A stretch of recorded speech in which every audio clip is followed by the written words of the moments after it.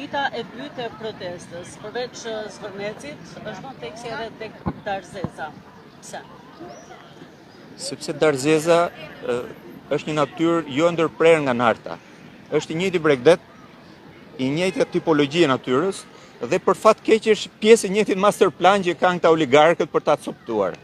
Dhe unë kam parë disa projekte që me siguri një nga ato do fitoj, dhe të gjitha ato kanë si plan coptimin dhe shfrytëzimin masiv për oligarkët, që do të thotë ajo zonë mbrojtur zhduket. Në Nart do ndërtohen vila për pasanikët, edhe objekte deri në 4 kate, dhe do jetë vetëm një zonë elitare ku ne qytetarët e ndershëm të këtij vendi vetëm do ta nuhasim nga larg, ose kur do na japin një kafe këta pasanikët mund të shkojnë.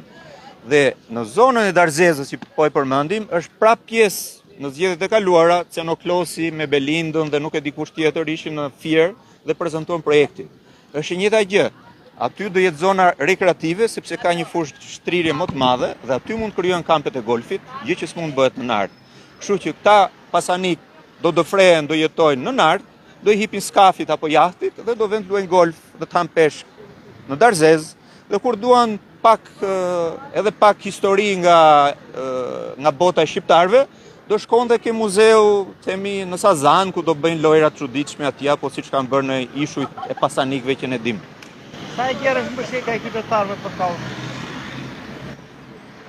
Kjo nuk është kauza jonë, kjo është kauza e qytetarëve, pavarësisht se ka zëra që duan ta deformojnë kauzën. Kauza e vërtet duket është në sheshin e Tiranës, është në sheshin e çdo qyteti ku ka shqiptar, dhe shumë mirë ju po shikoni që erdhën në sheshet e tërë botës sot, dhe shqiptarat janë bërë sot tema kryesore botërore. Pra, ju si shqiptar, si media, duhet ju buçasi dhe juve zemra, jo vetëm neve, që më në fund shqiptarët përmenden në planet për qytetari.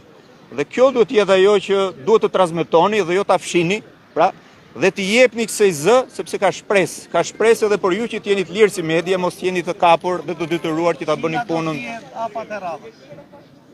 Hapat e radhës e vendosin njerëzit, dhe njerëzit, qytetarët i kanë shprehu kërkesat, pa dorëheqje nuk vazhdohet. Ajo është pika 1 dhe mbas asaj vazhdohet me tërë pikat e tjera. Mendoni se do të sfumohet një lloj si protestat e mëparshme? Unë mendoj se kjo nuk ka shanse të sfumohet. Me këtë frym dhe me këtë shpirt që ka, nuk ka shanse të sfumohet. Kështu që urojmë që të arrijë rezultati sa më parë, por kjo tashmë ka arritur një fitore. Dhe fitoria është aq e madhe sa të gjithë flasin për shqiptarët vetëm për mirë, për shqiptarët, jo për regjimin që është sot. Faleminderit.